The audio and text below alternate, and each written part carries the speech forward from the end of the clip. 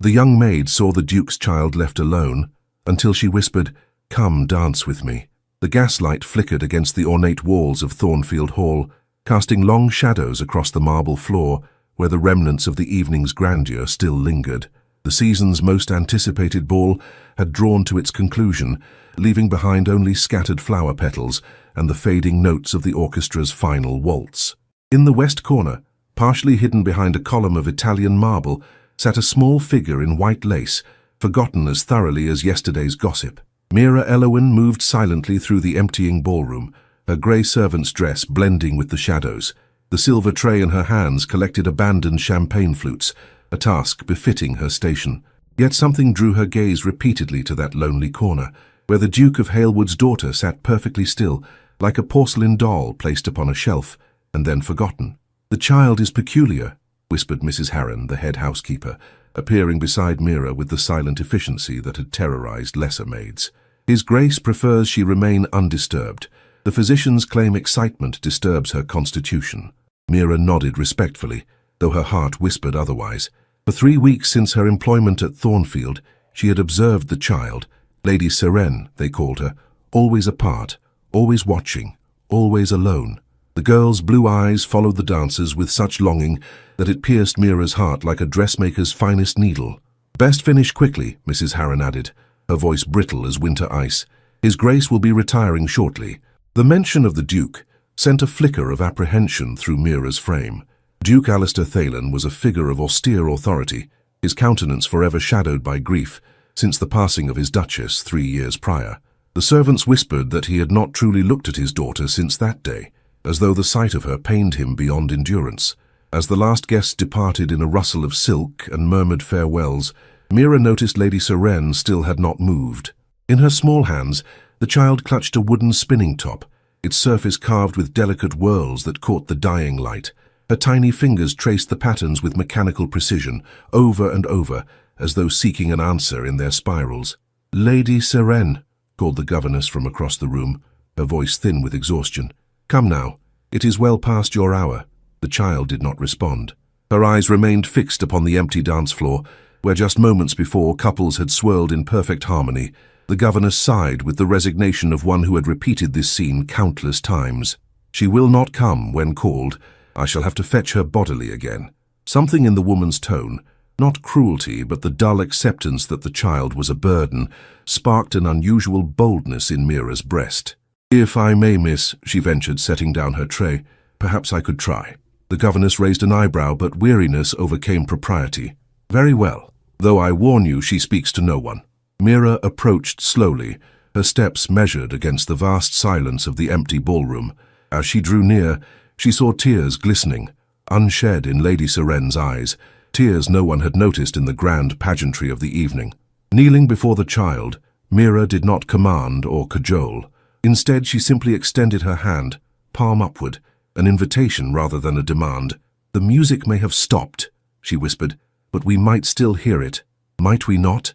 The spinning top stilled in the child's grasp. For the first time that evening, Lady Sirene's gaze lifted from the floor to meet Mira's own. "Come," Mira whispered, a gentle smile warming her features. "Dance with me." The silence that followed Mira's invitation stretched like gossamer, delicate yet unbroken. Lady Sirene's eyes, blue as twilight and just as mysterious, studied the maid's face with an intensity that belied her tender years. The spinning top ceased its motion entirely, clutched now in fingers that had begun to tremble ever so slightly. "She does not understand you," the governess called, her voice a harsh intrusion. "The child has not spoken a word since her Grace's passing. Dr. Sheffield claims it is a nervous affliction of the mind." Mira did not withdraw her outstretched hand. "Perhaps," she replied softly, "there are languages beyond words." The ballroom stood emptied of its glittering throng, yet their phantom presence seemed to linger in the very air, echoes of laughter, the rustle of expensive fabric, the perfumed cloud that hovered still. Against this backdrop of faded opulence, Mira and the silent child formed a tableau of stark simplicity. "I shall count to 3, Mira whispered, as if sharing a cherished secret. 1, the child's gaze flicked to the hand before her. 2, a small intake of breath, barely audible yet profound. 3, with the hesitancy of a fawn testing uncertain ground, Lady Seren placed her tiny hand in Mira's palm. The wooden top tumbled forgotten to the floor, its hollow sound echoing through the cavernous space. "There," murmured Mira, her heart swelling with unexpected tenderness. "You see, not so very difficult after all." She rose slowly, the child rising with her, their hands still clasped in silent communion. Behind them the governess made a sound of astonishment quickly stifled by propriety. "A simple waltz, I think," Mira continued, guiding the child's free hand to her waist. 1, 2, 3, 1, 2, 3, just as they did before. Their steps began tentatively, a mere suggestion of the dance that had filled the room hours earlier. Yet with each passing moment, the child's movements grew more assured, her small feet following Mira's lead with increasing confidence. "By heaven," the governess breathed, her customary severity momentarily forgotten. "I have never seen her willingly touch another's hand." The words fell away unheeded, as Mira focused entirely on the child before her. Lady Seren's face had transformed, the rigid mask of solitude giving way to something almost akin to wonder. Her eyes remained dry, but the threatening tears had receded, replaced by a glimmer that might in time become joy. "There now," Mira encouraged, as they completed a full turn. "You dance beautifully, my lady. Your mother would be most proud." The mention of the late Duchess caused no distress. Rather, the child's grip tightened marginally, as if in gratitude for the acknowledgement of that sacred connection. Their quiet reverie shattered like crystal against marble, as the great doors at the far end of the ballroom swung open with sudden violence. The Duke of Halewood stood framed in the archway, his tall figure rigid with barely contained fury. Behind him cowered a young footman, his face pale with the knowledge that he had failed to prevent this confrontation. "What is the meaning of this?" the Duke demanded, his voice dangerously soft, despite the distance that separated them. The governess curtsied deeply, her earlier wonder replaced by naked fear. "Your Grace, the child would not come, and the maid merely—" "Silence!" The single word cut through the woman's stammered explanation like a blade. The Duke strode forward, each step measured and deliberate, the sound of his boots against marble like the approach of judgment itself. His face, handsome still despite the ravages of grief, was set in lines of cold displeasure. Mira immediately ceased their dance and dropped into a curtsy, though she did not release Lady Seren's hand. The child, sensing the shift in atmosphere, pressed closer to Mira's skirts. "Who gave you permission?" the Duke inquired with deadly precision. "To touch my daughter?" Mira raised her eyes, meeting his gaze despite the impropriety of such boldness. "Forgiveness, Your Grace. I saw only a child in need of comfort." "Comfort?" he repeated, the word laden with bitter irony. "And what would a scullery maid know of what my daughter needs?" "I am a lady's maid, Your Grace," Mira corrected gently, "not a scullery maid, and I know that all children, regardless of station, require the same essential kindnesses." The Duke's expression hardened further, if such a thing were possible, yet before he could deliver what would surely be her dismissal, a small sound intervened, the quiet tap of wood against marble. The spinning top had rolled to rest against his polished boot. Lady Seren released Mira's hand and stepped forward, her movements deliberate. With the solemnity of a priestess performing sacred rites, she retrieved her treasure and held it upward, offering it to her father. The spinning top lay in Lady Seren's outstretched palm, its carved whorls catching the gaslight like a miniature constellation. The Duke stared down at it, his expression inscrutable save for a momentary flicker in the depths of his grey eyes, a recognition so profound it bordered on physical pain. "Where did you get this?" he asked, his voice stripped of its earlier thunder. The child, of course, offered no verbal reply, yet her gaze remained steady upon her father's face, communicating in that mysterious language that Mira had earlier championed. "It was her mother's, was it not?" Mira ventured quietly, knowing full well the impropriety of addressing his Grace without solicitation. Children often seek connection through objects of remembrance. The Duke's attention snapped back to Mira, his scrutiny so intense she felt its weight like a physical presence. "You overstep your place, girl. What is your name?" "Mira Elowin, Your Grace." She dipped into another curtsy, though her eyes did not waver from his. "Miss Elowin believes she possesses unique insight into matters beyond her station," the Duke observed coldly, addressing the governess who hovered anxiously at the periphery of this tense tableau.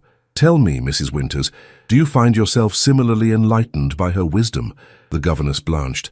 I merely thought, that is—" "You did not think," he interrupted. "None of you thought. There are reasons why my daughter's routine remains unaltered, reasons prescribed by physicians far more qualified than a lady's maid. barely out of the schoolroom herself. Throughout this exchange, Lady Seren had not withdrawn her offering. The wooden top remained presented, her small arm beginning to tremble with the effort of maintaining its position. When at last the Duke glanced down again, something in his rigid posture yielded almost imperceptibly. With unexpected gentleness, he took the spinning top from his daughter's hand. "It is late, Seren," he said, using her name for the first time in Mira's hearing. "You should have been abed an hour hence." To the astonishment of all present, the child reached out again, not for the top but for her father's free hand. Her tiny fingers hovered in the narrow gap between them, a bridge waiting to be crossed. The Duke stood frozen, as though confronted by some apparition visible only to his eyes. The moment stretched, fragile as spun glass, until at last he stepped back, the opportunity lost. "Take her to her chambers," he instructed the governess, his voice once again devoid of emotion, "and ensure she is not disturbed." Mrs. Winters hastened forward, taking Lady Seren by the shoulders and steering her toward the door. The child went without resistance, though her gaze lingered on Mira until the last possible moment. When they had gone, silence descended once more upon the vast ballroom. The Duke studied the spinning top in his palm, his thumb tracing the patterns that his daughter's fingers had followed with such devotion. "You have been in my employ for how long, Miss Elowen?" he inquired at length. "3 weeks, Your Grace. And in that brief span, you presume to understand what has eluded her physicians, her governess, and indeed her own father for nearly 3 years?" Mira clasped her hands before her to still their trembling. "I presumed nothing, Your Grace. I merely observed a child yearning for connection and offered what small comfort lay within my power to give." The Duke closed his fingers around the spinning top, concealing it from view. "My late wife carved this on the day we learned Seren was to be born," he said, the words emerging as though drawn unwillingly from some hidden depth. "She believed a child should have beautiful things to touch, not merely to observe from behind glass." The unexpected confidence hung in the air between them, as startling as it was unprecedented. Mira remained silent, sensing that any response might shatter this momentary glimpse into his closely guarded grief. "You will not approach my daughter again," the Duke declared, his tone brooking no possibility of argument. "Your duties will remain strictly confined to those for which you were employed." "As your Grace wishes," Mira replied, though the acquiescence cost her dearly. "Yet if I might make one observation before accepting my censure," his brow lifted in cold surprise at her continued temerity. "You test the boundaries of forbearance, Miss Elowen." "Lady Seren took my hand willingly," Mira said simply. "Perhaps that signifies more than my presumption." For an instant, something unnameable crossed the Duke's features. A recognition, perhaps, or a possibility too painful to acknowledge. Then it was gone, replaced by the impenetrable mask of aristocratic reserve. "Good evening, Miss Elowen," he said with finality, turning toward the door. "I trust there will be no need for us to speak again." Mira curtsied deeply as protocol demanded, but her eyes followed his retreating figure with undisguised concern. In his hand, the Duchess's spinning top remained clutched like a talisman against the encroaching darkness of memory. "What we need and what we believe we need are often at war within us, Your Grace," she whispered to the empty air where he had stood. "Even dukes are not immune to such battles." The gaslight flickered, throwing shadows that danced across the floor, where moments earlier a silent child had briefly found her voice through movement. Tomorrow would bring consequences, Mira knew, yet she could not bring herself to regret the moment when Lady Seren's hand had touched her own in tentative trust. Some risks, her heart whispered, were worth any price that might follow. Dawn arrived with the muted elegance particular to grand houses, filtering through lace curtains and settling upon polished surfaces like a benediction. Mira moved through the East Wing with practiced efficiency, arranging Lady Montgomery's toilette for the day ahead. The visiting Countess was a distant cousin to the Duke, arrived 3 days prior with the unspoken purpose of evaluating Lady Seren's progress, or lack thereof. "The child barely acknowledged my presence yesterday," Lady Montgomery remarked, as Mira arranged her hair into an intricate coiffure. "Alistair does her no favours by isolating her thus. A child requires society to flourish." "Perhaps Lady Seren simply requires a different approach, my lady," Mira suggested, carefully securing a pearl-tipped pin. The Countess's gaze met Mira's in the looking-glass. "You speak as one who knows her, yet I understand you've scarce been here a month." Mira felt heat rise to her cheeks. News of her transgression in the ballroom had evidently circulated among the household, though she had thus far escaped formal censure. I merely observed that quiet children often notice more than we credit them for.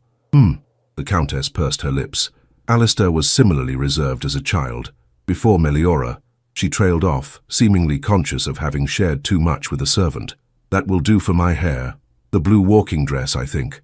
As Mira assisted with the final preparations for the Countess's morning constitutional, a timid knock sounded at the chamber door.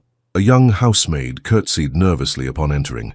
"Begging your pardon, Miss Elowen, but Mrs. Harren requests your presence in the east parlour directly." Mira's stomach tightened with apprehension. The head housekeeper summoned staff only for matters of grave import, typically to deliver reprimands or dismissals. "You'd best go," Lady Montgomery advised with surprising gentleness. "I can manage my gloves without assistance." The journey to the east parlour seemed interminable, each step bringing Mira closer to what she feared would be her dismissal. The events of the previous night replayed in her mind with merciless clarity: the Duke's cold fury, his explicit command that she not approach Lady Seren again. Yet even now, facing the likely end of her position, she could not regret her actions. Mrs. Harren waited in the parlour, her tall figure silhouetted against the morning light. Miss Elowen. Prompt, at least. That speaks in your favour. Have I been called to receive my notice, Mrs. Harren?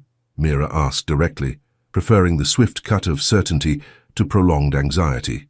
Not precisely. The housekeeper's expression remained unreadable. Though by all rights you ought to be halfway to London by now, His Grace's tolerance for impertinence is not renowned for its breadth. Before Mira could respond, the parlour door opened once more. Mrs. Winters entered, leading Lady Seren by the hand. The child's expression brightened visibly upon seeing Mira, though no sound escaped her lips. "What is the meaning of this?" Mira asked, confusion temporarily overriding protocol. "I was instructed explicitly to maintain distance from Lady Seren." "Indeed you were," confirmed a deep voice from the threshold. The Duke of Halewood entered the parlour with the controlled grace of one accustomed to commanding attention without effort. His formal morning attire emphasized the breadth of his shoulders, the sombre charcoal fabric relieved only by a silver watch chain that caught the light as he moved. "Yet it appears," he continued, "that my daughter has formed her own opinion on the matter." Mrs. Winters stepped forward. "Your Grace, I must report that Lady Seren has refused her breakfast, her lessons, and indeed any engagement whatsoever since yesterday evening. She has done nothing but sit by her window, clutching this." From her pocket, the governess produced a scrap of lace, the edge of a handkerchief that Mira recognized as her own. It must have caught on Lady Seren's dress during their brief dance. "When I attempted to remove it," Mrs. Winters continued, "she became most distressed, the first display of any strong emotion in many months." The Duke studied his daughter, who now stood perfectly still, her gaze fixed upon Mira with quiet intensity. "Dr. Sheffield suggests that we not disrupt patterns once established," he said slowly, as though testing each word before releasing it. "It seems my daughter has established a new pattern." He turned to Mira, his expression inscrutable. "Against my better judgment, Miss Elowen, I am altering your duties. You will attend Lady Seren for 2 hours each afternoon, in addition to your regular responsibilities." Mira could not suppress her astonishment. "Your Grace, I am honored by your trust." "Do not mistake necessity for trust," he corrected sharply. "Mrs. Winters will remain present throughout these sessions. You will engage my daughter in whatever activity prompted her response last night, but you will not," here his voice hardened, "fill her head with fanciful notions or speak to her of matters beyond her understanding." Lady Seren moved then, crossing the room to stand before Mira. With solemn deliberation she held out her hand, not in need, but in offering. Upon her small palm lay the wooden spinning top. "She has not relinquished that since His Grace returned it to her collection this morning," Mrs. Winters explained. "I believe she wishes to show it to Miss Elowen." Mira knelt to the child's level, a gesture that drew a sharp intake of breath from Mrs. Harren at its impropriety. "It's beautiful, my lady," she said softly. "Thank you for showing me." The faintest suggestion of a smile touched Lady Seren's lips, so brief that Mira might have imagined it, had not the Duke made a strangled sound that drew all eyes to his stricken face. "That expression," he murmured, more to himself than to those present, "precisely like her mother." For an instant, the armour of grief and reserve fell away, revealing not the austere Duke, but simply a man, wounded, weary, and desperately seeking a path through his sorrow. Then, as swiftly as it had appeared, the vulnerability vanished behind his customary mask of control. "Begin tomorrow," he instructed briskly. Mrs. Winters will establish a suitable schedule." With that, he departed, leaving an atmosphere charged with unspoken possibilities and equally unspoken dangers. The library at Thornfield Hall stood as a testament to generations of scholarly pursuit, its towering shelves laden with leather-bound volumes that carried the wisdom of ages. Afternoon sunlight streamed through tall windows, illuminating motes of dust that danced like minuscule sprites in its golden beams. Within this hallowed sanctuary of knowledge, Mira sat beside Lady Seren at a rosewood table, a selection of illustrated books spread before them. 2 weeks had passed since the Duke's unexpected mandate. Each afternoon, Mira attended the silent child, their activities varied but constrained by Mrs. Winters's vigilant presence. Today, the governess sat at a discreet distance, her needlework providing the pretense of occupation, while her attention remained fixed upon their interaction. "Perhaps this one, my lady?" Mira suggested, opening a volume of botanical illustrations. "The colors are most extraordinary." Lady Seren considered the offering with grave concentration before shaking her head decisively. Her small hands reached instead for a slender book, half hidden beneath a weightier tome. The gilt lettering on its spine read simply, "Dance Forms of the European Courts." Mrs. Winters cleared her throat meaningfully. "Lady Seren, we have discussed this matter. His Grace does not approve of that particular subject." The child's features remained impassive, but her fingers tightened around the book's edge with unmistakable determination. Mira intervened gently. "Perhaps we might simply admire the historical costumes depicted within, the artistic value alone." "Miss Elowen," the governess's voice carried the chill of authority. "You would do well to remember the specific limitations placed upon these sessions." The unspoken warning hung in the air like the threatening rumble of distant thunder.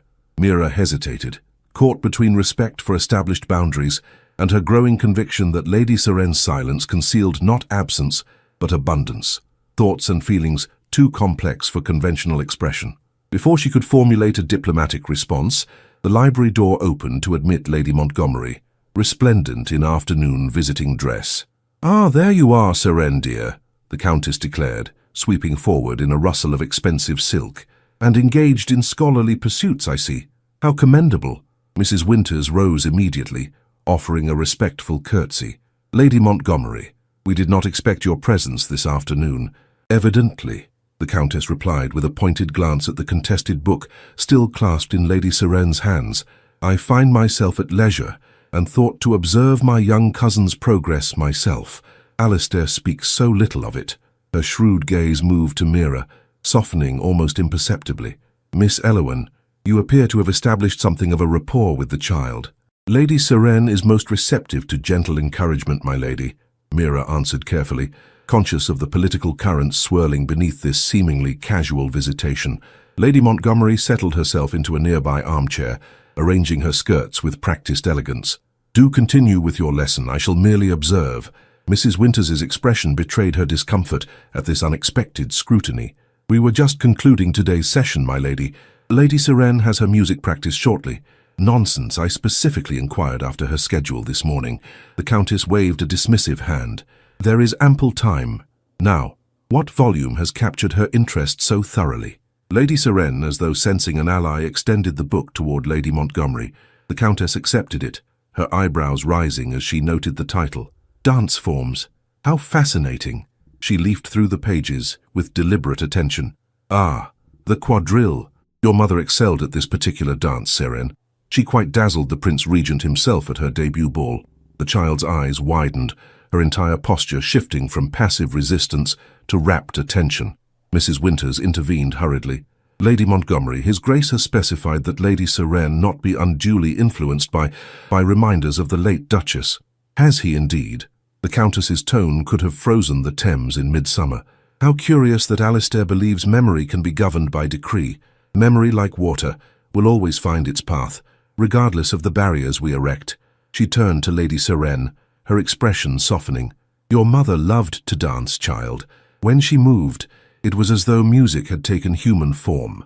She extended the book, open to an illustration of dancers in mid-figure.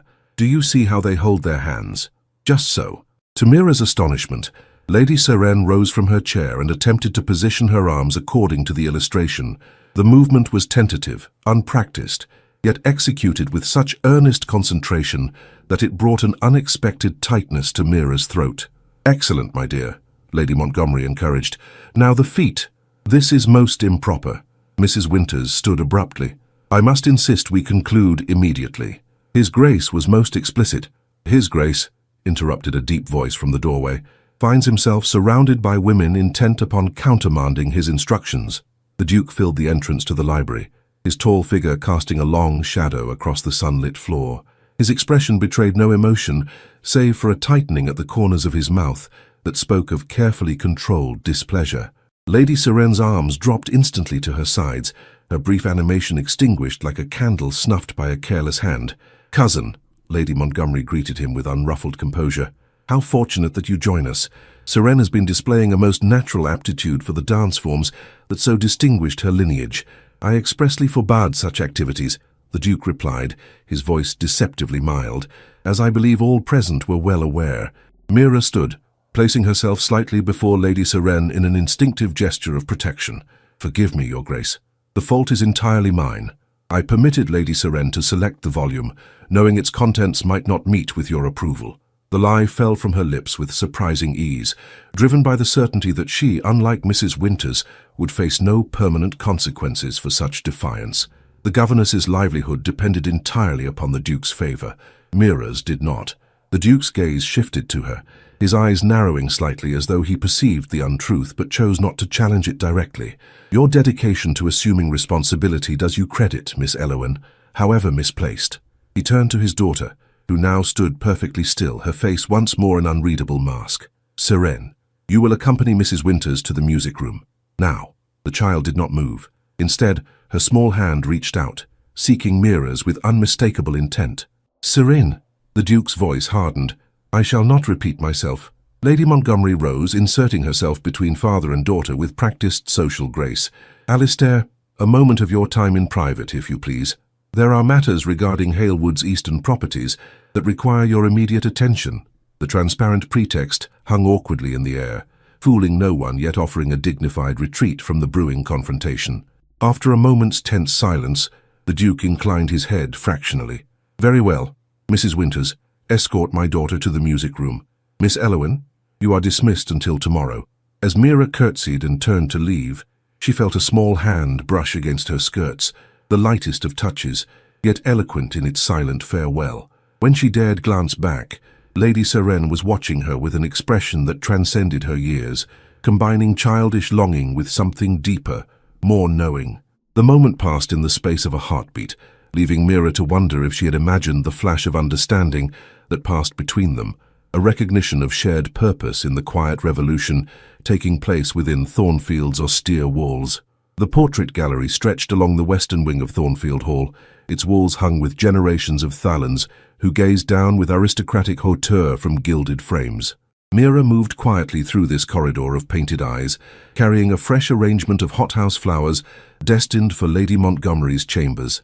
The afternoon light slanted through tall windows, casting long shadows across the polished floor and illuminating motes of dust that danced in its golden beams. She paused before a portrait larger than the others, a woman in her early 20s, fair-haired and luminous, against a backdrop of muted greens. Unlike the stern expressions of her painted companions, this subject wore a smile of such gentle radiance that it seemed to warm the entire gallery. "The late Duchess," came a voice from behind her, "painted in her first season as Alistair's wife." Mira turned to find Lady Montgomery regarding her with an inscrutable expression. "Forgive me, my lady, I was delivering these to your chambers." "And found yourself captivated by Meliora." The Countess moved to stand beside her, both women now facing the portrait. Understandable. She had that effect on everyone she encountered. The resemblance between mother and daughter was unmistakable, the same delicate features, the same thoughtful eyes. Yet where Lady Serenne's gaze held shadows of unspoken sorrow, her mother's shone with unabashed joy. "She looks very happy," Mira observed softly. She was. Lady Montgomery's voice carried a wistful note. "Meliora brought light into rooms merely by entering them. When she—" The Countess paused, composing herself. "When she was lost to childbed fever, it was as though someone had extinguished every candle in Alistair's world at once." Mira studied the portrait more carefully, noting details she had missed at first glance. The Duchess held a small wooden object in her hands, the spinning top that now belonged to Lady Serenne. "She carved it herself," Lady Montgomery explained, following Mira's gaze. Meliora believed that children should have beautiful things made with love, not merely purchased with wealth. The revelation settled like a physical weight upon Mira's heart. And His Grace forbids Lady Seren from dancing because Meliora lived for it, the Countess confirmed. They met at a midsummer ball. I was present that night. The moment he saw her, Alistair stood transfixed as though he'd been struck by lightning in clear skies. She sighed, the sound heavy with remembrance. He cannot bear to see Seren follow her mother's path, for fear of losing her to the same passions that defined Meliora. The complexity of grief revealed in this confession left Mira momentarily speechless. How could one protect a child from their own inheritance of joy? Last night, Lady Montgomery continued, her tone shifting to something more purposeful, I spoke at length with my cousin regarding his daughter's welfare. I believe I may have made some small impression, though Alistair guards his decisions as jealously as his heart. Before Mira could respond, the distinctive tap of approaching footsteps echoed through the gallery. Mrs. Harren appeared at the far end, her expression suggesting urgent business. Miss Elowen, the housekeeper called, you are required in the blue drawing-room immediately. Lady Montgomery smiled faintly. It appears our conversation must be curtailed. Do not concern yourself with these flowers. I shall see them placed myself. The blue drawing-room, situated in the family wing of Thornfield, was a space Mira had entered only once before, during her initial tour of the house. Its sapphire walls and silver accents created an atmosphere of cool elegance, the effect heightened by tall windows that captured the northern light. She found the Duke standing before the fireplace, his posture rigid even in solitude. At her entrance, he turned, his expression revealing nothing of his thoughts. Miss Elowen, I trust I did not interrupt duties of great importance. No, Your Grace.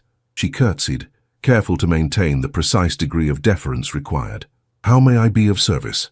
He studied her for a moment, as though attempting to reconcile her present composure with her earlier defiance in the library. I have been giving consideration to my daughter's education, he said finally. It appears that conventional methods have proven insufficient. Mira remained silent, sensing that interruption would not be welcomed. Lady Montgomery suggests, with characteristic forcefulness, that Seren might benefit from a more creative approach to her development. The words emerged with evident reluctance, as though extracted under duress. An approach that might include certain physical activities previously deemed unsuitable. Understanding dawned slowly, accompanied by a flutter of cautious hope. Your Grace refers to dancing? I refer to controlled movement, he corrected sharply. Under strict supervision and with clearly defined limitations. He moved to a side table where a sheet of paper lay waiting. I have outlined a modified schedule for your afternoon sessions with my daughter. Mrs. Winters will continue to supervise, but you will be permitted greater latitude in activities deemed beneficial to Seren's development. Mira accepted the document, scanning its contents with carefully concealed excitement.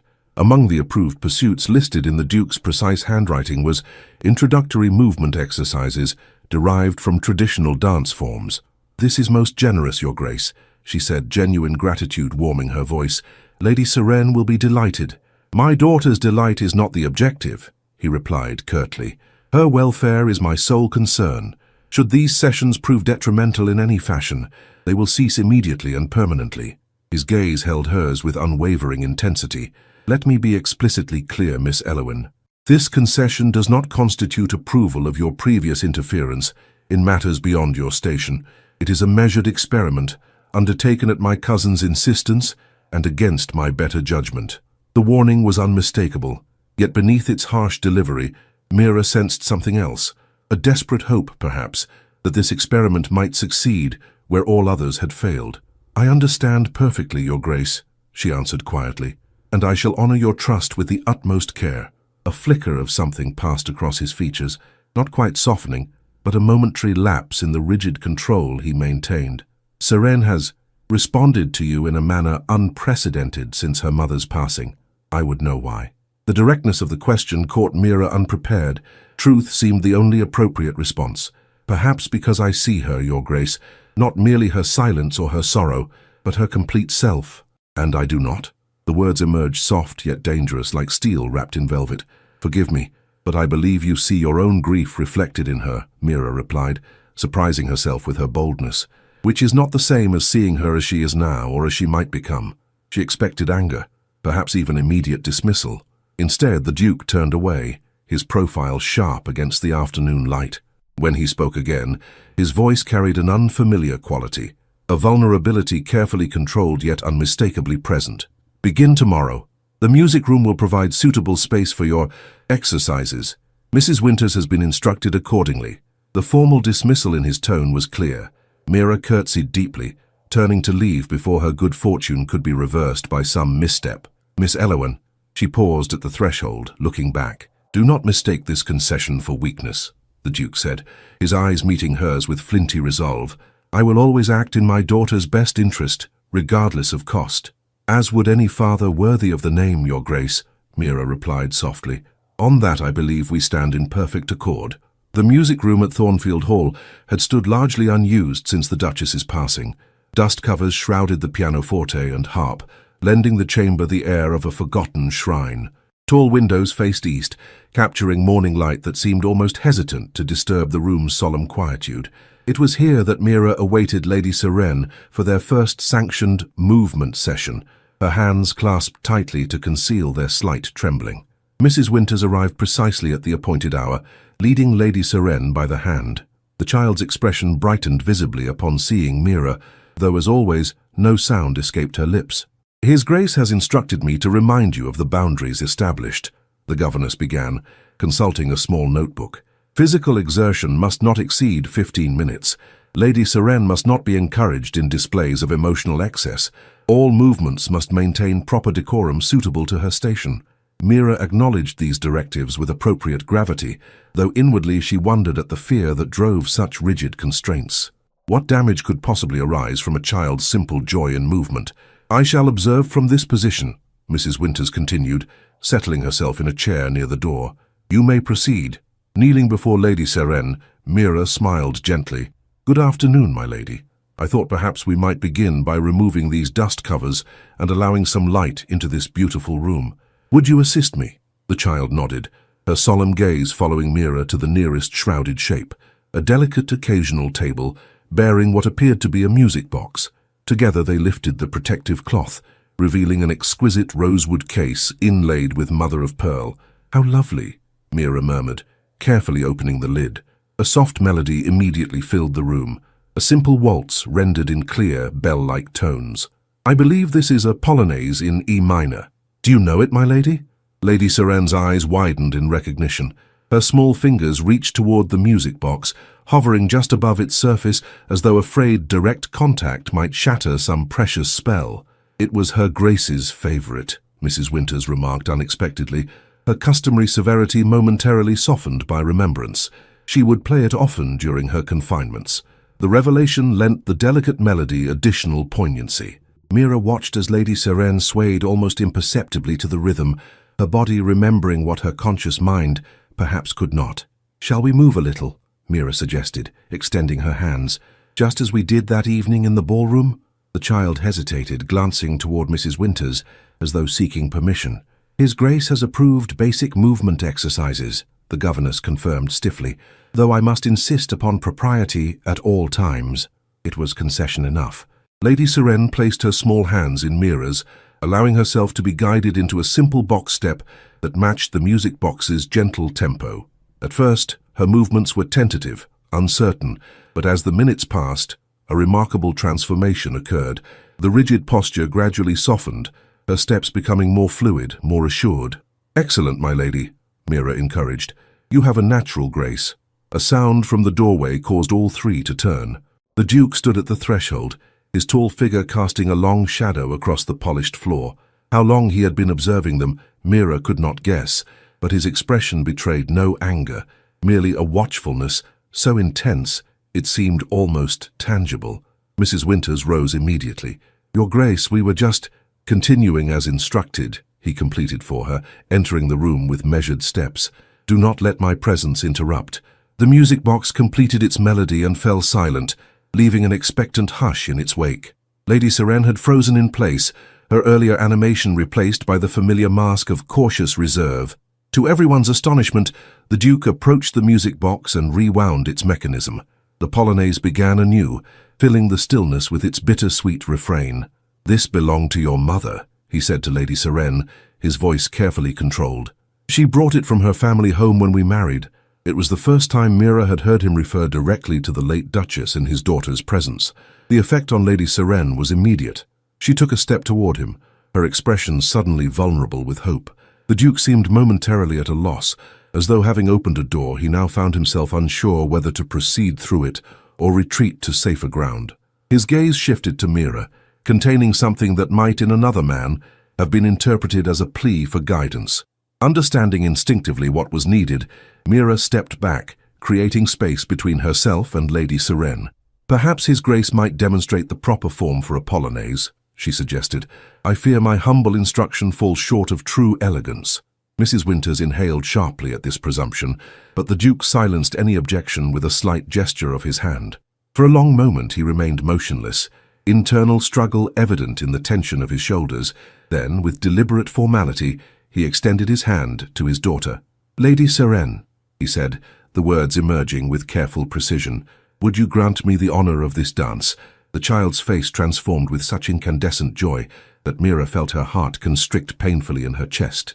With grave dignity belying her years, Lady Seren placed her tiny hand in her father's much larger one, allowing him to guide her into the first position of the dance.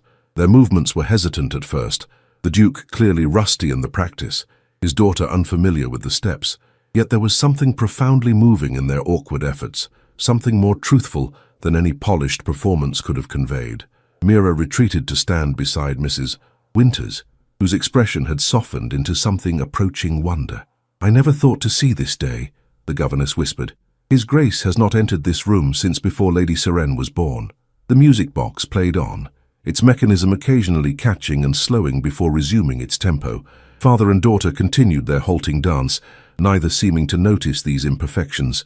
When the melody finally wound down, they stood together in the center of the room, still connected by their clasped hands. "Your mother would be pleased with your aptitude," the Duke said quietly. She believed that music lived not merely in the ear, but in the body's response to it. Lady Seren gazed up at him with such naked adoration that even Mrs. Winters turned away, perhaps feeling herself an intruder upon a moment too intimate for witnesses. The Duke cleared his throat, composure reasserting itself like a familiar garment donned after brief absence. "That will be sufficient for today. Mrs. Winters, please escort Lady Seren to her chambers for her afternoon rest." As the governess moved to comply, Lady Seren did something unprecedented. She pulled free from Mrs. Winters's grasp and ran back to her father, wrapping her arms around his waist in a spontaneous embrace. The Duke stood rigid with surprise, his hands hovering uncertainly before settling, with infinite gentleness, upon his daughter's shoulders. "Go now," he said, his voice betraying the faintest tremor. "We shall continue another day." When Lady Seren had been led away, silence once more descended upon the music room. Mira began replacing the dust covers, hyper-conscious of the Duke's continued presence. "Leave them," he instructed. "This room has been shuttered too long." She turned to find him regarding her with an expression she could not interpret. Not anger, certainly, but something equally potent. "You orchestrated that moment deliberately," he observed. "Not an accusation, merely a statement of fact." Mira inclined her head slightly. "I believed it might benefit Lady Seren to dance with her father rather than a servant." "And what of the father?" he inquired, his tone deceptively casual. "Did you consider what it might cost him?" The question hung between them, fraught with layers of meaning beyond its simple phrasing. Mira met his gaze steadily, offering the only answer truth would permit. "Some prices, Your Grace, are worth paying."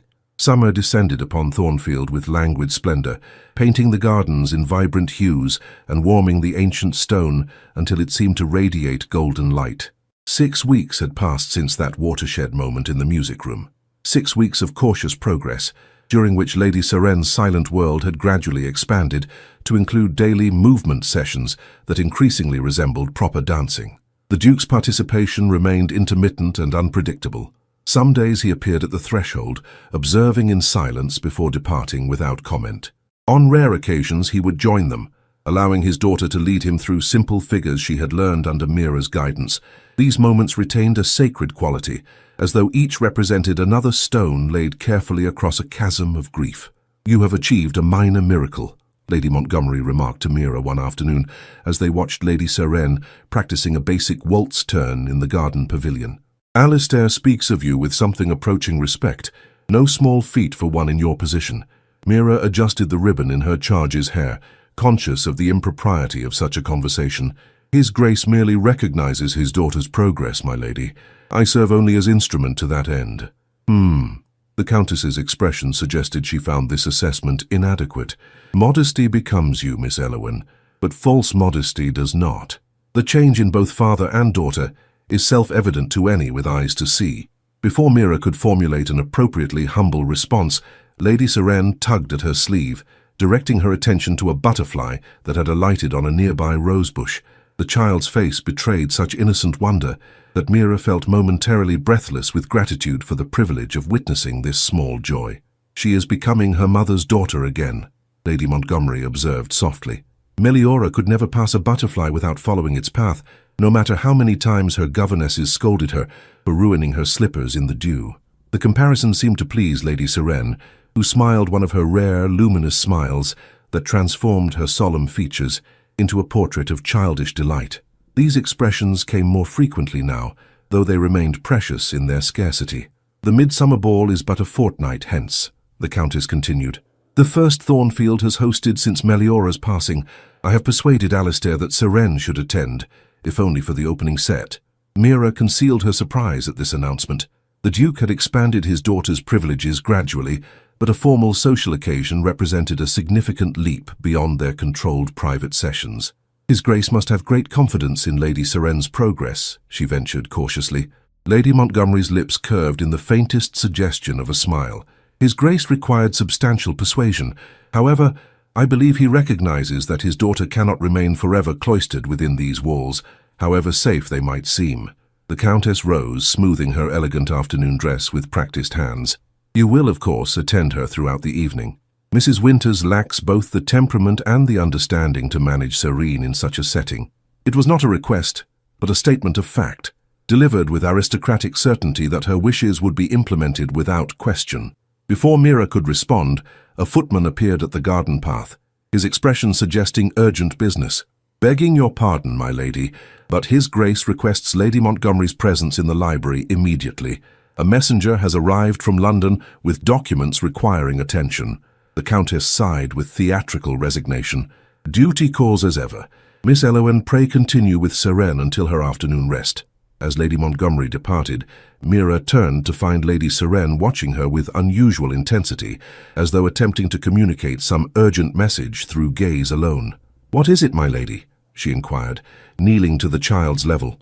Lady Seren reached into the pocket of her pinafore and withdrew a folded piece of paper. With solemn ceremony, she pressed it into Mira's hand, her eyes never leaving Mira's face. Puzzled, Mira unfolded the paper to reveal a drawing executed with remarkable skill for a child so young. It depicted 3 figures standing hand in hand before what appeared to be Thornfield Hall, a tall man, a small child, and between them, a woman whose simple dress marked her as distinctly not aristocratic. Is this us? Mira asked softly, recognition dawning with a peculiar ache in her chest. Lady Seren nodded, her expression suddenly vulnerable with hope. It's beautiful, my lady. You have your mother's artistic talent, I think. She carefully refolded the drawing. Shall I keep this safe for you?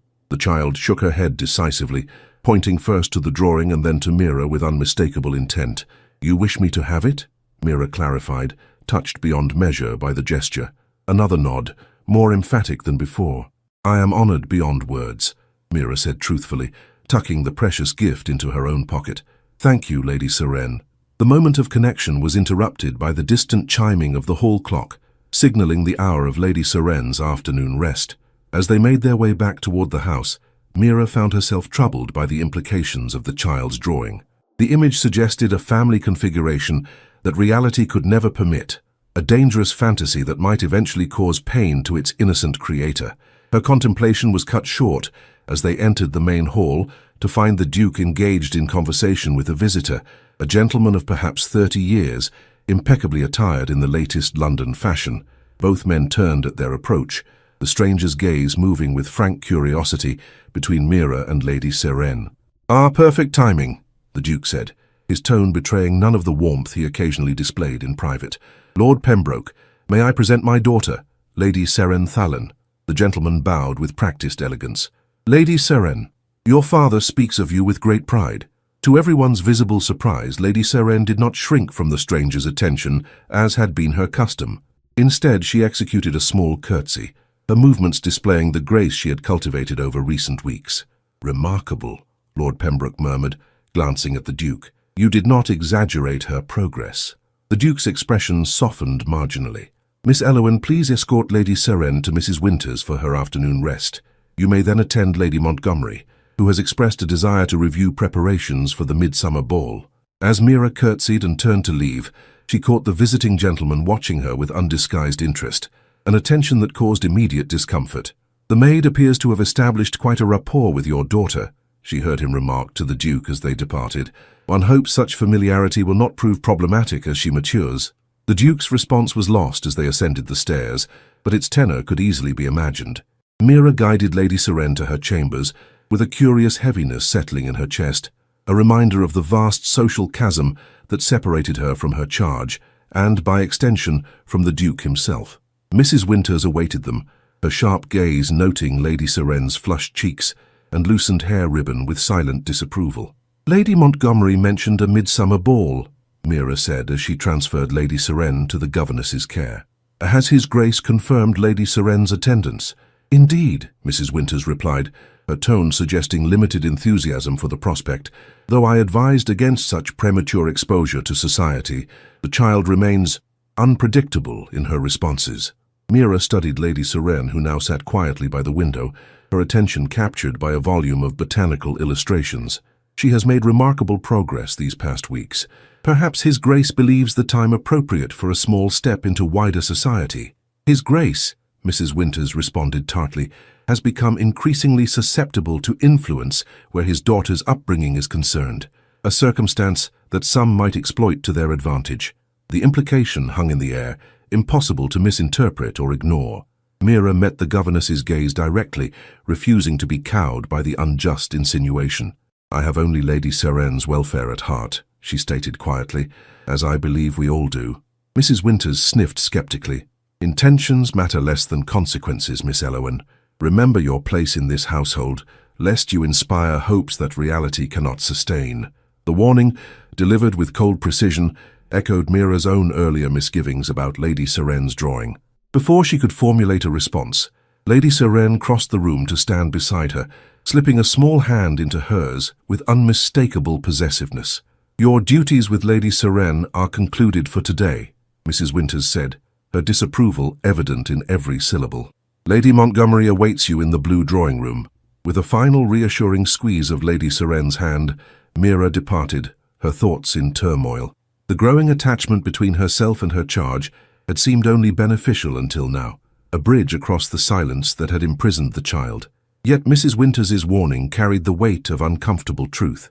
What would happen when Lady Seren eventually rejoined society in full? Would not the bond they had formed ultimately prove an impediment to the child's proper development within her rightful sphere? And what of her own inexplicable awareness of the Duke, an awareness that had evolved from initial intimidation to something far more complex and dangerous? "Some prices," she whispered to herself, echoing her own words to him weeks earlier, "are worth paying." Yet as she made her way to the blue drawing room, she could not help but wonder if the price might ultimately prove higher than any of them had anticipated.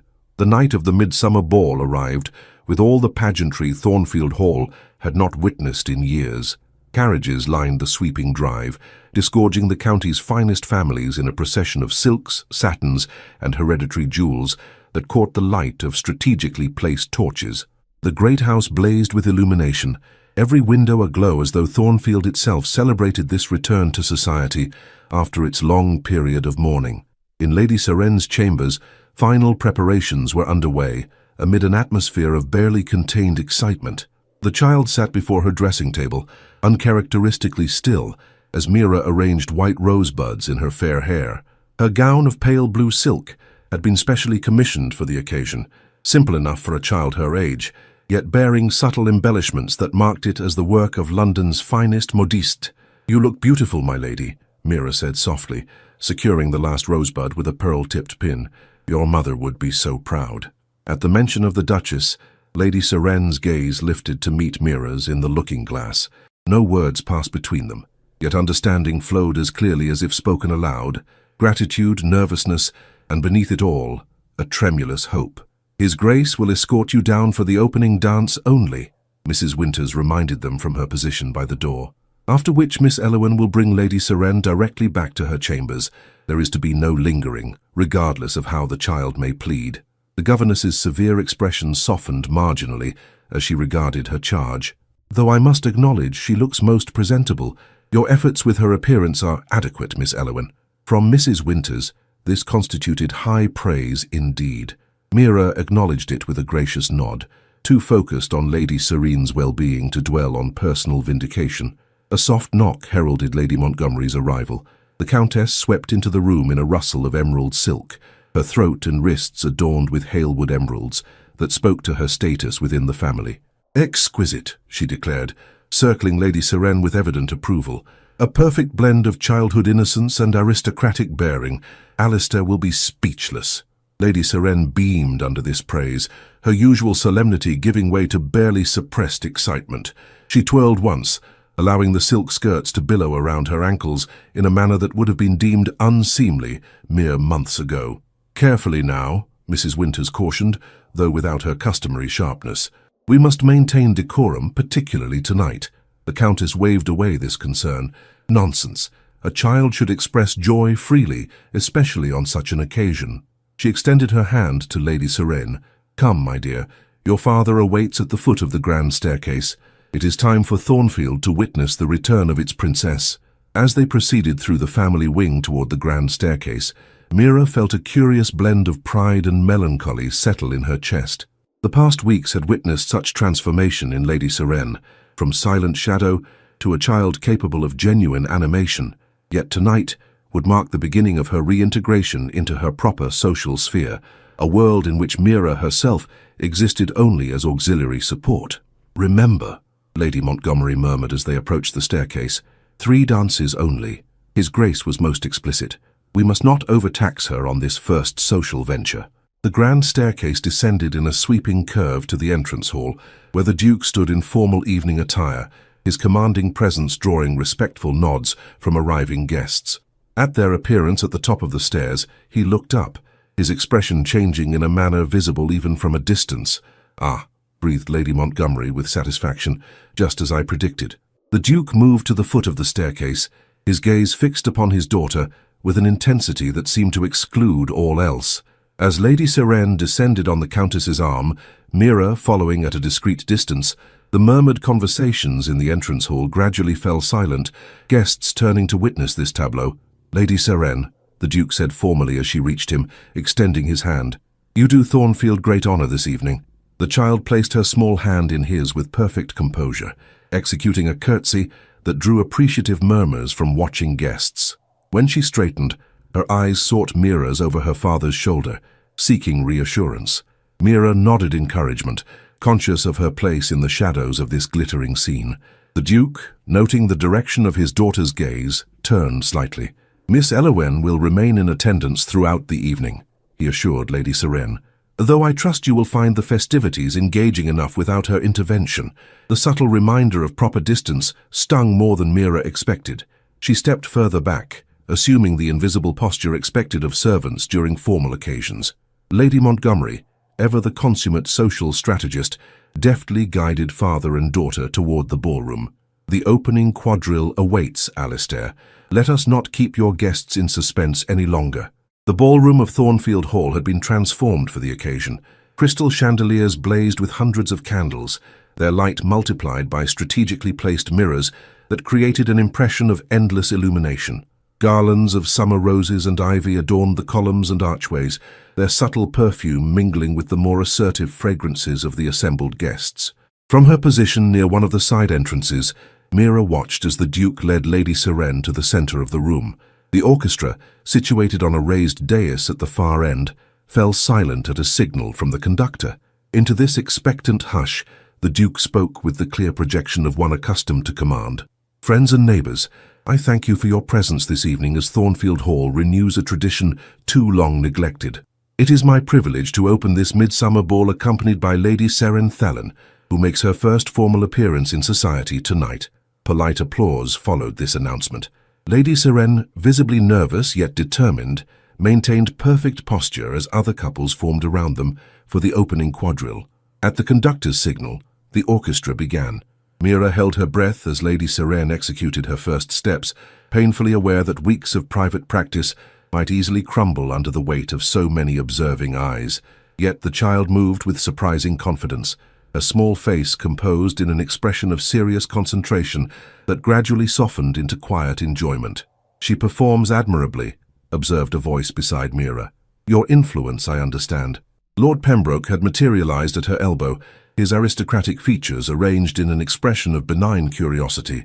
Mira curtsied automatically, uncomfortable with his attention. "Lady Sirene has natural grace, my lord. I merely provided elementary guidance." "Such modesty," he remarked, his gaze lingering longer than propriety strictly permitted. "The Duke speaks highly of your methods, though he remains characteristically reticent about details." Before Mira could formulate an appropriate response, movement on the dance floor recaptured her attention. The quadrille had reached a figure requiring partners to separate and rejoin. Lady Sirene, momentarily confused by the pattern, hesitated visibly. For a heartbeat, panic flashed across her features, then her gaze found Mira across the room. Without conscious thought, Mira raised her hands slightly, mimicking the correct position. Lady Sirene immediately understood, correcting her stance and continuing the dance without further hesitation. "Fascinating," murmured Lord Pembroke, who had observed this silent exchange. "The child appears utterly devoted to you. A circumstance the Duke views with complex emotions, I suspect." The implication in his tone caused heat to rise to Mira's cheeks. "My only concern is Lady Sirene's well-being, my lord, as is her father's." "Of course," he agreed smoothly. "Though well-being takes many forms, does it not? The emotional as well as the physical. The Duke himself appears transformed since my last visit. Less the austere widower, more the man he was before tragedy struck." Mira maintained a diplomatic silence, though her gaze remained fixed on Lady Sirene, who now moved through the dance with growing confidence. The Duke, too, seemed to have shed some portion of his habitual reserve, his movements more fluid than she had ever observed, his expression no longer rigidly controlled. "I wonder," Lord Pembroke continued in the same casual tone, "if Halewood fully appreciates the nature of the changes occurring within his household, or their potential consequences." Before Mira could decipher this cryptic observation, the quadrille concluded. Applause filled the ballroom as the Duke bowed formally to Lady Sirene, who returned a perfect curtsy. "If you'll excuse me, my lord," Mira said, seizing the opportunity to escape his unsettling scrutiny. "I must attend Lady Sirene." She made her way through the crowd, arriving at Lady Sirene's side, just as Lady Montgomery joined them, her expression one of unabashed triumph. "Perfection," the Countess declared. "Every eye in the room upon you both, exactly as it should be." She turned to the Duke. "Alistair, you must allow Sirene one more dance before she retires. The Talbots' youngest son would be a suitable partner, just there, with his mother." The Duke's gaze remained on his daughter, whose flushed cheeks and bright eyes spoke eloquently of excitement rather than fatigue. "Do you wish to continue for one more dance, Sirene?" Lady Sirene nodded eagerly, then looked to Mira with a question in her eyes. "I shall remain right here, my lady," Mira assured her, watching every step. As the Countess departed to arrange the promised dance, the Duke addressed Mira directly for the first time that evening. "She performs well. Your instruction has proven more valuable than anticipated." The grudging acknowledgement warmed Mira despite its reserved delivery. "Lady Sirene has courage, your grace. The rest is merely practice." Something shifted in his expression, a softening around the eyes perhaps, or a slight relaxation of the stern mouth. "Do you attribute to her what many would claim as their own achievement?" "I merely observed what was already present," Mira replied simply, "as did you, when you permitted these sessions against your initial judgment." Their exchange was interrupted as Lady Montgomery returned with young Master Talbot, a boy of perhaps 10 years who bowed nervously to Lady Sirene. The orchestra struck up the opening notes of a country dance, simpler than the quadrille and better suited to younger participants. As Lady Sirene took her place in the forming set, the Duke remained beside Mira, an unusual breach of the social distance typically maintained between them in public. "Lord Pembroke seems to have developed an interest in you," he observed, his tone neutral, yet somehow charged with unspoken meaning. Mira kept her gaze fixed upon Lady Sirene, unwilling to meet his eyes during such a conversation. "His lordship was merely being polite, I'm sure," Pembroke's politeness is invariably calculated, Miss Elowen. I advise caution in any further interactions. The warning, for such it clearly was, hung between them, its implications too complex to be unravelled in their current setting. Before Mira could formulate a response, Lady Montgomery rejoined them, her social radar evidently having detected this unusual tête-à-tête. Alistair, Lady Houghton is positively desperate for an introduction, she interjected smoothly. Her daughter has just returned from finishing school in Paris and is said to play the pianoforte divinely. The Duke acknowledged this information with a slight inclination of his head, though his attention remained on Lady Serene, now moving happily through the simpler figures of the country dance. Miss Elowen will escort Serene to her chambers after this dance concludes, he stated, the instruction clearly intended for both women. She has performed admirably for her first social appearance, but I will not risk overtaxing her constitution. With that, he allowed Lady Montgomery to lead him toward the waiting Lady Houghton, though not before casting a final glance at Mira that contained some message she could not decipher. Left alone to watch over her charge, Mira found her thoughts in turmoil. The evening had confirmed both Lady Serene's progress and the precarious nature of Mira's own position within the complex social ecosystem of Thornfield Hall. As Lady Serene gradually re-entered the world appropriate to her birth, the bond between them, forged in silence and nurtured through dance, would necessarily alter. Yet watching the child's face now, alight with the simple joy of movement and music, Mira could not bring herself to regret any step of their shared journey, whatever price might eventually come due. Autumn descended upon Thornfield with gentle persistence, painting the extensive grounds in shades of amber and russet. Leaves drifted from ancient oaks, creating a golden carpet across the formal gardens, where Lady Serene now spent many of her afternoons. The midsummer ball had marked a turning point in the child's re-emergence into society, a cautious first step that had yielded results beyond all expectations. In the 3 months since that pivotal evening, Lady Serene had begun accompanying her father to selected social engagements. Though she remained silent, her increased animation and willingness to engage through gesture and expression had transformed how the neighboring families perceived her. No longer the tragic, withdrawn figure of whispered speculation, she had become simply Lady Serene, a quiet but observant child with a particular affinity for dance. The Michaelmas dinner at Harrington Court is this coming Friday, Mrs. Winters announced, as she supervised Lady Serene's morning lessons. His Grace has indicated that you will attend, Lady Serene, along with Miss Elowen as your companion. The child looked up from her arithmetic with evident pleasure at this news. Her gaze sought Mira, who stood by the window arranging autumn flowers in a crystal vase, a small smile passing between them in silent communication. You will need to review your dance steps before then, Mrs. Winters continued, her tone suggesting this was a duty rather than a pleasure. I understand there is to be an informal musical evening following dinner, with opportunities for the younger guests to perform. Lady Serene's expression dimmed slightly at this information. Despite her progress in movement, the prospect of performing before an audience beyond Thornfield still caused visible anxiety. Perhaps, Mira suggested gently, we might practice in the music room this afternoon. Lady Serene has been making excellent progress with the minuet. The governess nodded briskly. His Grace has approved an hour for such practice daily until the engagement. He is most insistent that Lady Serene acquit herself with distinction. This emphasis on the Duke's expectations sent a ripple of concern through Mira. In recent weeks, His Grace had displayed increasing pride in his daughter's social development, yet sometimes seemed to forget the fragility that still underlay her newfound confidence. The prospect of a formal performance, however modest, might prove overwhelming if handled without sensitivity. That afternoon found them in the music room, now fully restored to its former glory. Dust covers had been permanently removed, the pianoforte tuned to perfection, and fresh flowers appeared weekly in crystal vases. Lady Serene stood in the center of the room, her face a study in concentration as Mira demonstrated the opening steps of the minuet. Remember, my lady, the minuet tells a story, Mira explained, executing a graceful turn. Each movement conveys respect, dignity, and ultimately joy.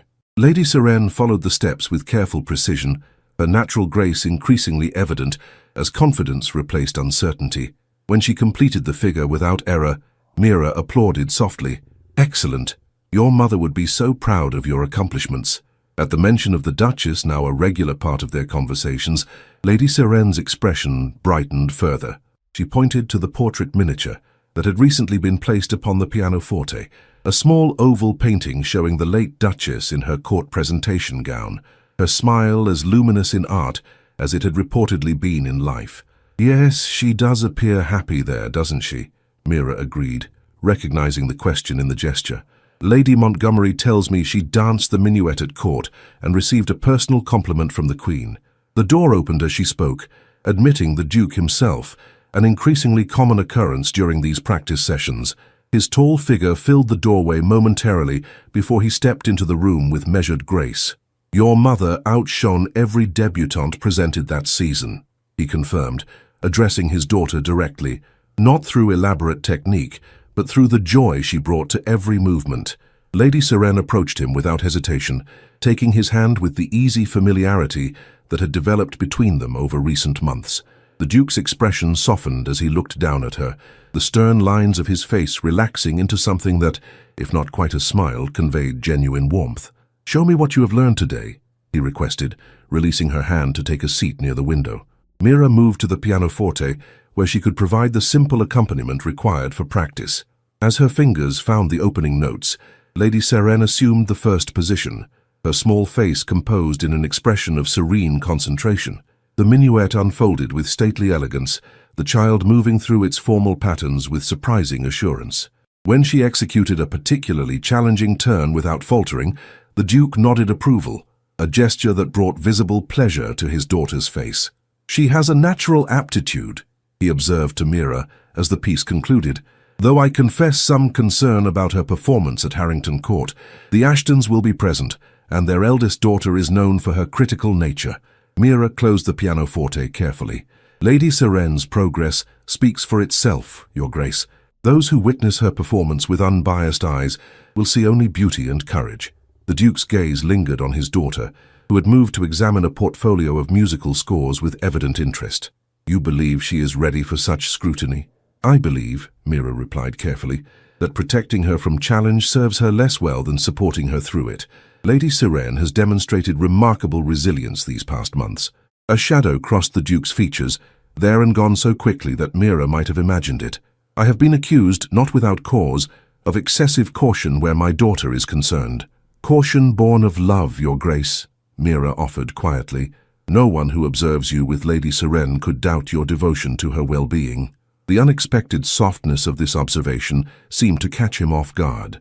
For a moment his customary reserve faltered, revealing a vulnerability that sent an unexpected warmth through Mira's chest. "You have a talent, Miss Elowen," he said after a measured pause, "for perceiving what others might overlook. It is a quality I have come to value." The admission hung between them, weighted with implications neither dared acknowledge directly. Before Mira could formulate a response that would not transgress the boundaries of propriety, Lady Serene returned to them, carrying the portfolio she had been examining. She opened it to reveal sheet music for a complex waltz, pointing first to the notes and then to her father with questioning eyes. "You wish me to dance this with you?" the Duke interpreted, surprise evident in his tone. "The Vienna waltz is rather advanced for your current studies, Serene." The child's expression remained resolute, her determination clear despite her silence. She extended her small hand toward her father, the gesture unmistakably an invitation. After a moment's hesitation, the Duke rose. "Very well. Miss Elowen, are you familiar with this piece?" "Yes, Your Grace," Mira confirmed, returning to the pianoforte. "Though I must warn you, my playing does not approach the standard you might be accustomed to." A ghost of a smile touched his lips, a rare expression that transformed his stern features. "I suspect we shall all be making accommodations for one another's limitations this afternoon." As Mira began to play, father and daughter moved into the opening position of the waltz. The Duke adjusted his steps to match his daughter's smaller stride, creating a modified version of the dance that honored its essential character while accommodating her capabilities. Watching them from the pianoforte, Mira felt an unexpected tightness in her throat. The tableau before her, stern, grief-stricken Duke and silent, lonely child, transformed through shared movement into figures of genuine harmony, spoke more eloquently than words ever could of healing's gradual progress. Yet even as she celebrated this transformation, a shadow of melancholy touched her heart. With each step Lady Seren took toward her rightful place in society, the bond between them would necessarily alter. The child would eventually outgrow her need for the companion who had first coaxed her from silence, as was proper and inevitable. And the Duke? The thought remained unfinished, too dangerous to contemplate even in the privacy of her own mind. The waltz concluded with a flourish, Lady Seren executing a perfect curtsy as her father bowed formally before her. To Mira's astonishment, the child then turned toward her and repeated the gesture, a silent acknowledgement of gratitude that brought unexpected tears to her eyes. "Well done, Lady Seren," she said, blinking rapidly to dispel the unwelcome moisture. "You shall outshine everyone at Harrington Court, I have no doubt." The Duke studied his daughter with evident pride, then turned his attention to Mira. "You have worked wonders, Miss Elowen. I find myself increasingly in your debt." "I have merely guided what was already present, Your Grace," Mira demurred, uncomfortable with praise that felt simultaneously excessive and insufficient to describe the complex relationship that had developed between herself and her charge. "Nevertheless," he insisted, "your contribution to Seren's progress cannot be overstated. I should like to speak with you further on this matter. Perhaps you might attend me in the library after dinner this evening? Lady Montgomery will sit with Seren." The formal request, delivered with careful neutrality, nevertheless sent an inexplicable flutter of apprehension through Mira's chest. "Of course, Your Grace. At what hour would be most convenient?" "9 o'clock," he replied, his expression revealing nothing of his intentions. "We have much to discuss regarding future arrangements." Future arrangements. The phrase hung in the air between them, laden with possibilities both promising and disturbing. As the Duke departed with his daughter, Mira remained seated at the pianoforte, her fingers resting lightly on the silent keys. What future could possibly exist within the rigid constraints of their respective positions, and why did the prospect of discovering the Duke's intentions fill her with such conflicting emotions of hope and dread? The library at Thornfield Hall had always impressed Mira with its solemn grandeur. Walls lined with leather-bound volumes reaching toward a coffered ceiling, massive oak desk positioned to capture optimal light from tall windows, and in winter, a fire perpetually maintained in the carved marble fireplace. Tonight that fire cast dancing shadows across the room, softening its austere lines and creating an atmosphere of unexpected intimacy. Mira entered precisely at 9 o'clock, her appearance betraying none of the nervous anticipation that had accompanied her preparation for this meeting. She had changed from her day dress into her best evening attire, a gown of deep blue wool, simple in cut, but flattering to her slender figure. A small cameo, her mother's sole legacy, adorned her throat while her hair remained in its customary modest arrangement. The Duke stood before the fireplace, his tall figure silhouetted against the flames. At her entrance he turned, revealing an expression that gave no hint of his thoughts. "Miss Elowen, punctual as always," he observed, gesturing toward a chair positioned near his own. "Please, be seated." The invitation to sit in his presence rather than stand as protocol, dictated for a servant receiving instructions, marked this meeting as unusual from the outset. Mira complied, perching on the edge of the chair with hands folded carefully in her lap.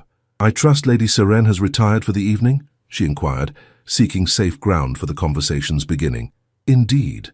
Lady Montgomery is reading to her, some fanciful tale of knights and princesses that Seren appears to find captivating." A suggestion of amusement softened his features momentarily. "My cousin insists that imagination requires nurturing as much as intellect." "A wise perspective, Your Grace," Mira agreed. "Lady Seren's artistic talents certainly suggest a lively inner world."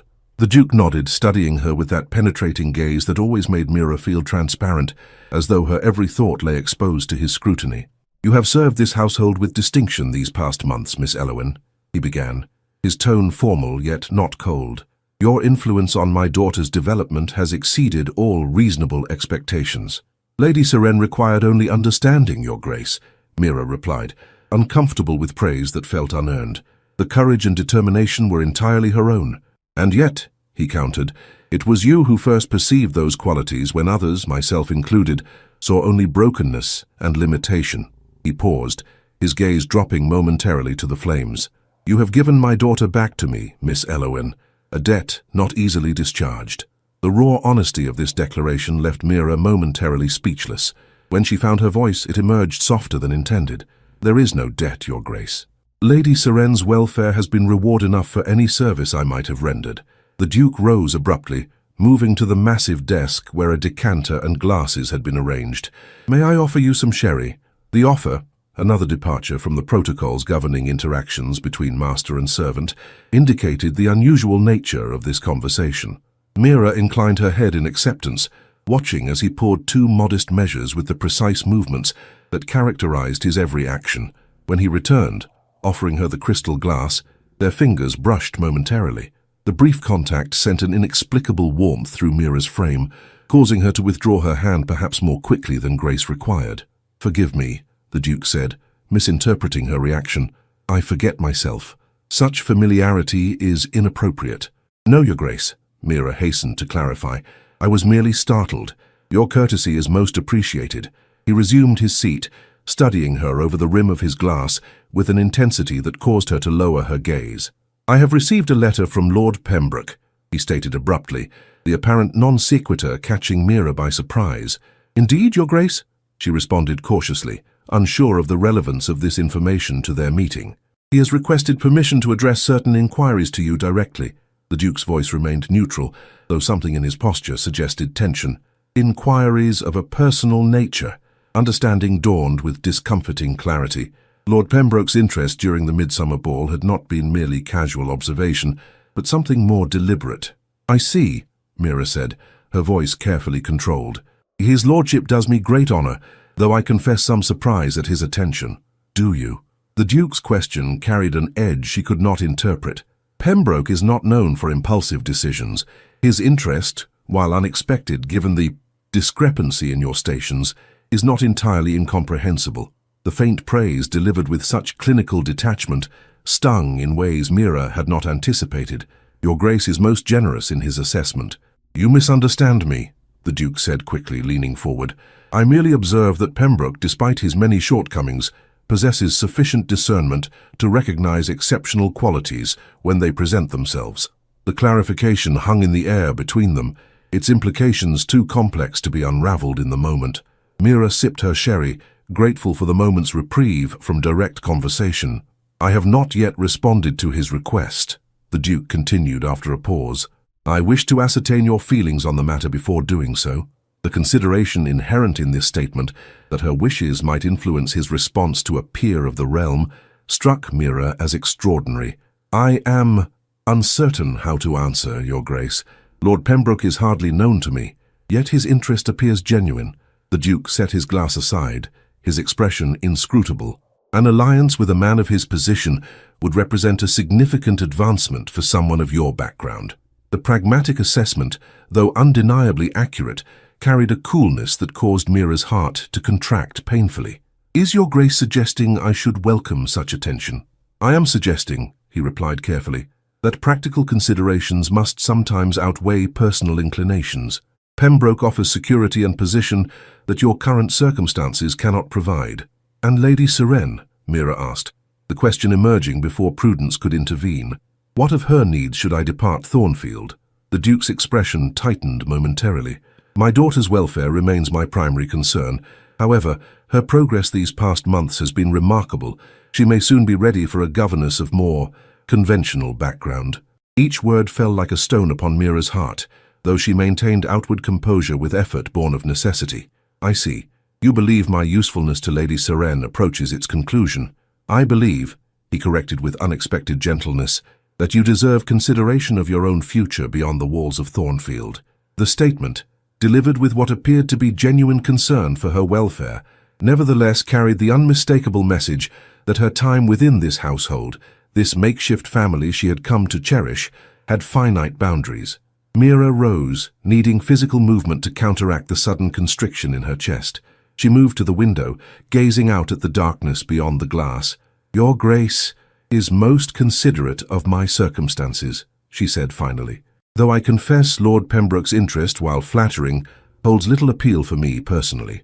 A silence followed this admission, not uncomfortable but weighted with unspoken possibilities.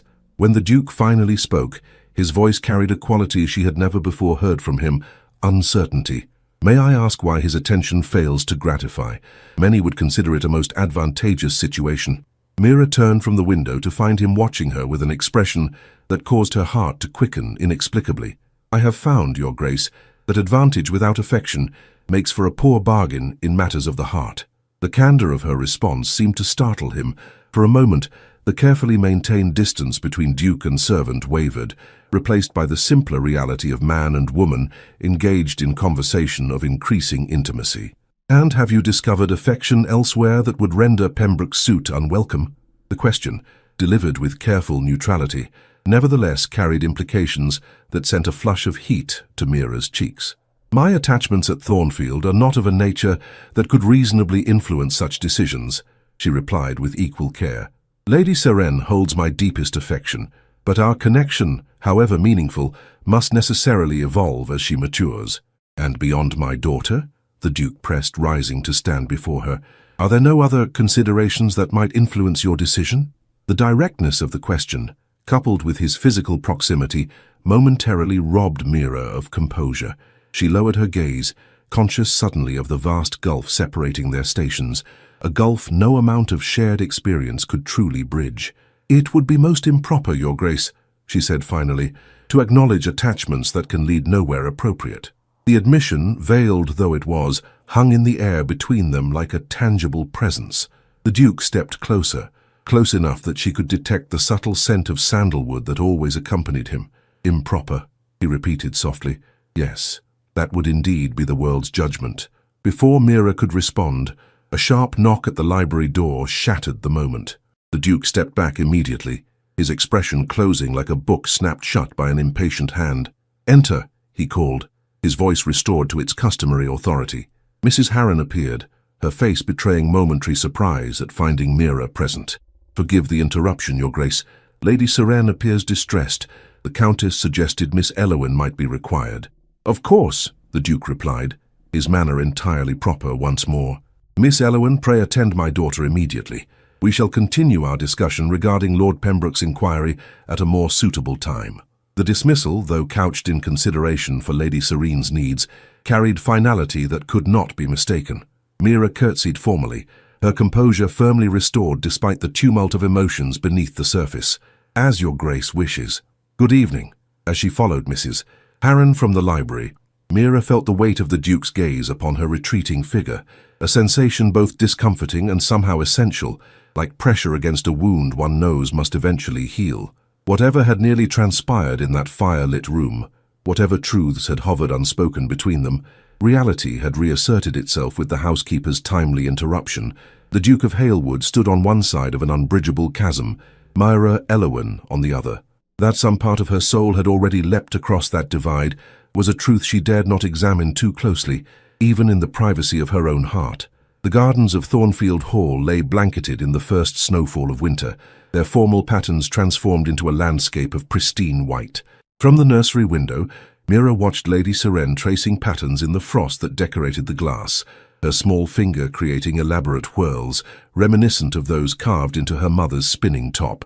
In the month since the illuminating conversation in the library, Mira had observed a subtle shift in the household's atmosphere, a tension beneath the surface that remained unacknowledged, yet palpably present. Lord Pembroke's interest had been politely but firmly discouraged, though not by any action on Mira's part.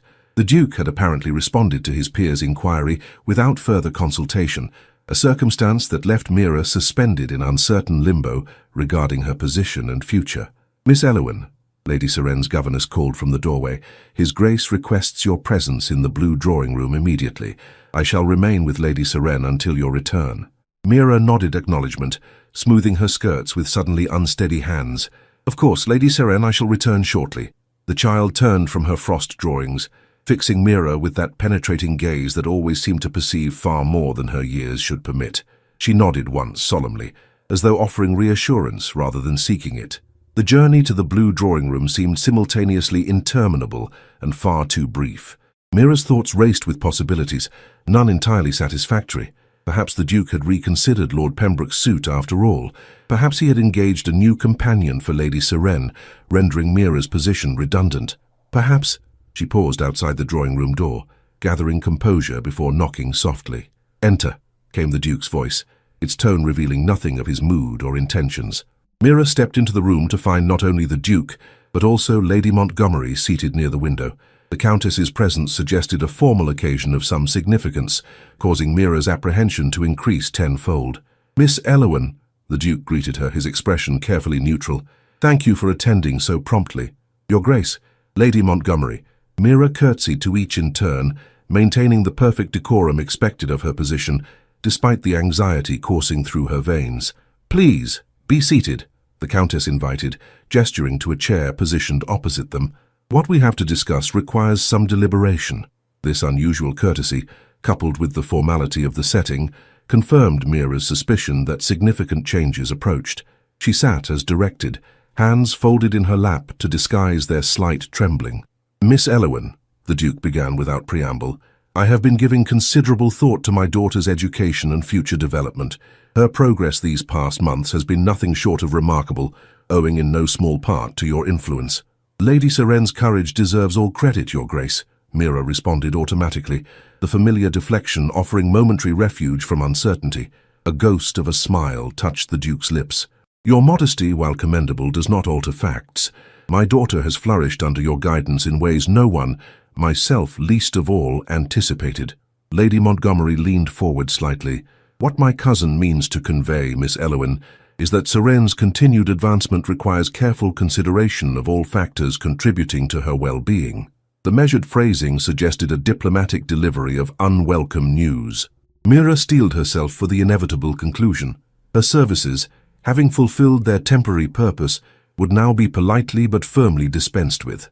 "I understand," she said quietly. "Lady Seren's needs must naturally take precedence over all other considerations." "Precisely so," the Duke agreed, his gaze holding hers with unexpected intensity, "which is why I have determined that maintaining the bond between you and my daughter serves her best interests moving forward." The statement, so contrary to her expectations, momentarily robbed Mira of speech. She looked between the Duke and Countess, seeking clarification. "I don't understand, Your Grace. I had thought, that is, our previous conversation suggested that I considered your usefulness to Seren approaching its conclusion." The Duke completed her thought with surprising gentleness. "A deliberate misdirection, I confess. I needed to ascertain certain truths before proceeding with the proposal I now lay before you." Lady Montgomery nodded encouragement. "Do continue, Alistair. Miss Elowen's confusion only increases with delay." The Duke rose, moving to stand before the fireplace in a posture that suggested contained energy rather than his customary stillness. "I find myself, Miss Elowen, in the unusual position of owing my daughter's salvation to a woman of no particular birth or fortune, yet possessed of qualities I have come to value beyond all conventional considerations." He turned to face her directly, his expression more open than she had ever witnessed. "In short, I find that Thornfield cannot function properly without your presence, nor, I suspect, can its master." The implication in these words sent a flush of heat to Mira's cheeks. "Your Grace, Allow me to be explicit," he interrupted, his voice gaining confidence with each word. "I am proposing, Miss Elowen, not continuation of your employment, but elevation to a position where your influence on my daughter may continue unimpeded by the constraints of your current station."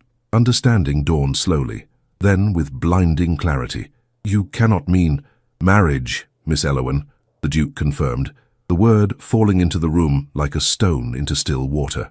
"I am proposing matrimony between us." Lady Montgomery's expression suggested barely suppressed satisfaction as she observed Mira's stunned reaction. "Before you respond, my dear, understand that this proposal comes after considerable deliberation.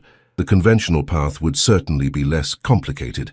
Society will question such a match," the Duke acknowledged frankly. "My peers will whisper of mésalliance and inappropriate elevation. None of this concerns me in the slightest, provided you are prepared to weather such storms at my side." Mira rose unsteadily, overwhelmed by the magnitude of what was being offered. "Your Grace, while I am honored beyond expression by your proposal, I must ask, is this arrangement primarily for Lady Seren's benefit? For if so, I fear it may eventually breed resentment where now there is only—" She broke off, unable to complete the thought aloud. The Duke crossed the room in 3 swift strides, stopping before her with uncharacteristic uncertainty visible in his expression. "What I feel for you, Miss Elowen, Mira, began with gratitude, I cannot deny. Yet it has evolved into something far more essential. I find myself unwilling to contemplate a future where I cannot turn and find you at hand, challenging my assumptions and illuminating perspectives I would otherwise overlook." He hesitated, then with deliberate intent took her hand in his. "In simpler terms, I have developed an attachment that transcends considerations of station or propriety. An attachment I believe, I hope, might not be entirely unwelcome to you." The touch of his hand around hers, warm and unexpectedly gentle, sent cascades of sensation through Mira's frame. She looked up to meet his gaze directly, finding in those grey eyes a vulnerability that mirrored her own. "It is not unwelcome," she admitted softly. "Indeed, it has become rather essential to my own happiness, though I never permitted myself to acknowledge such an impossible hope." Lady Montgomery cleared her throat discreetly. "I believe my presence is no longer required for this discussion. Alistair, Miss Elowen, I shall look in on Seren and inform her that you will both attend her shortly, with news that I suspect will bring her considerable joy." As the Countess departed, closing the door with deliberate softness behind her, silence descended upon the drawing-room. Mira remained conscious of the Duke's hand still holding hers, a physical connection that seemed to embody the emotional bridge they had constructed between their disparate worlds. "I must ask directly," the Duke said after a moment, his voice low and intent. "Will you consent to become my wife, Mira Elowen? To stand as Duchess of Halewood and mother to my child? To face whatever storms society might conjure with the same courage you have demonstrated these past months?" Mira drew a steadying breath, allowing herself to fully acknowledge the truth she had kept carefully guarded within her heart. "I will, Your Grace, Alistair, though I bring nothing to this union save myself and whatever qualities you find worthy of such extraordinary elevation." "You bring everything essential," he corrected gently. "Compassion where there was coldness, light where shadow had prevailed, the courage to reach across silence when all others had abandoned hope." With careful deliberation, he raised her hand to his lips, placing a kiss upon her knuckles that sealed their understanding more effectively than any formal declaration. "We shall tell Seren together," he said, his voice warming with anticipation of his daughter's reaction, "though I suspect she has long understood what we ourselves were slow to recognize." "That her drawing?" Mira recalled suddenly, the three figures holding hands before Thornfield. She knew, even then. The Duke smiled, a full, unguarded expression that transformed his features from handsome severity to something approaching joy. "My daughter has always seen clearly, even in her silence. She recognized your heart, when mine was still too wounded to perceive its equal." As they moved toward the door, hands still joined in tangible affirmation of their new understanding, Mira felt the future unfold before her, like the snow-covered gardens beyond the window, pristine, filled with possibility, and illuminated by the light of love, rekindled through a child's silent wisdom. "Come dance with me," she whispered, echoing the words that had first breached the walls of solitude around both father and daughter. "Not just for an evening, but for all the days to come." "For all my days," the Duke promised, his voice carrying the solemnity of a sacred vow, "until the last measure of our music fades." Together, they ascended the stairs toward the nursery, where Lady Seren awaited, the silent child whose wordless invitation to dance had orchestrated a symphony of healing. None could have foreseen on that fateful evening when a young maid dared extend her hand to a duke's forgotten child. In the silence between spoken words often lies the deepest language of the heart. The young maid saw the duke's child, left alone, until she whispered, "Come, dance with me," reminds us that true nobility resides not in titles or lineage, but in the courage to extend our hand across the chasms that divide us. When Mira knelt before a forgotten child and offered not commands but invitation, she demonstrated that healing begins with seeing others not as they appear, but as they truly are. The most profound transformations often start with the smallest gestures of compassion. Just as the simple invitation to dance awakened Lady Seren from her silent isolation, our own acts of authentic connection can rekindle hope in those who have retreated behind walls of grief. The story teaches us that sometimes the most powerful thing we can offer another soul is not our wisdom or our strength, but our willingness to meet them exactly where they stand, and from that place begin a new journey together. Perhaps most importantly, this tale reminds us that love transcends the artificial boundaries we construct between ourselves.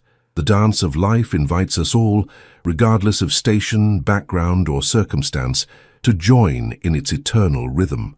When we accept this invitation with an open heart, we discover that the distinctions we once thought immutable fade away. revealing the simple truth that in our shared humanity lies our greatest nobility. Did this story of silent healing and unexpected love touch your heart? We'd love to hear which moment resonated most deeply with you. Perhaps it was Mira's gentle invitation to dance, the Duke's first tentative steps toward healing, or Lady Seren's wordless wisdom that orchestrated their journey toward family. Subscribe to our channel for more exquisitely crafted Victorian romances that celebrate the transformative power of love across all boundaries.